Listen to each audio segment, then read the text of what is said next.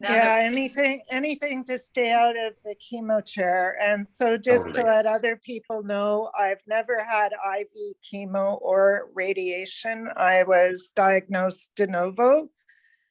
And that means right at first diagnosis. And that's, I had surgery and a CT scan showed a spot in my T1. And my oncologist, I'm still with the same oncologist, wanted to go ahead and start chemo. And because I worked in the industry, I thought, no, just too many things have gone wrong. One minute you guys are telling me I have no cancer. Now this blemish is showing up. Yes. So I advocated to get a PET CT with the radiation oncologist, and that showed I had metastasis before I started any IV chemo. So then my treatment changed, and actually, Alex, to remind you, I was put on that trial for ribociclib Yes. with Yes. tamoxifen. And so just to tell you what my oncologist says, even now she'll say, well, Versenio isn't working. It's not doing its job anymore. So what happened when I was on the trial was things were ticking up in my bones. And I kept saying, well, maybe it's tamoxifen, or maybe it's not the right one. What about Ibrance, the other one? And Letrozole, or what my oncologist would say is they have no research saying one is better than the other, and with that we can switch them.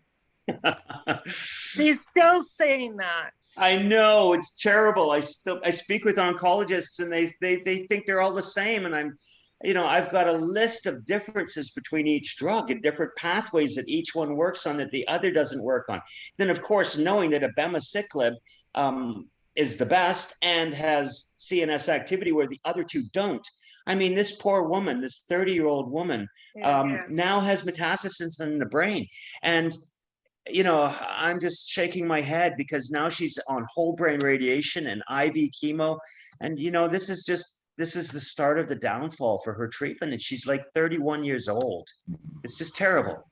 A little bit of information is so powerful in these situations. Yeah, I guess that's the point too, Lorraine, is that even though your oncologist says those things about they're all the same or this isn't working, because of the information you're bringing and the self-advocacy that you're doing, she is willing to go along with something else, or to receive other information, we could say, even if somewhat reluctantly, or with something of a, well, we don't normally do that. The point is you are able to get what you need.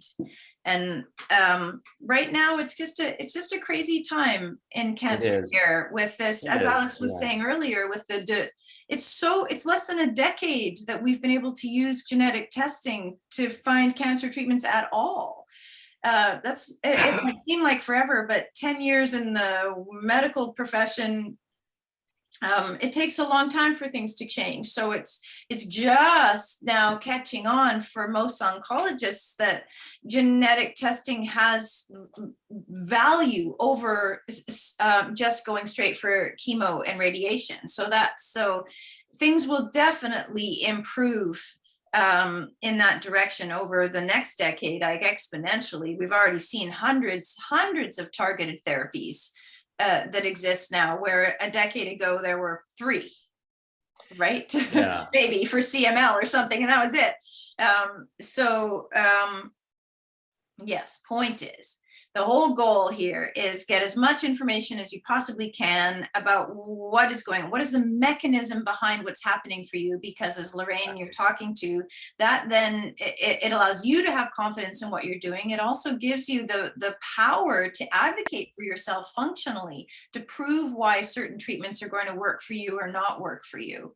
And as you're seeing, Lorraine, when you bring both those things together, most oncologists will go along with what you're asking for. It's totally appropriate for them to resist that if they don't have evidence.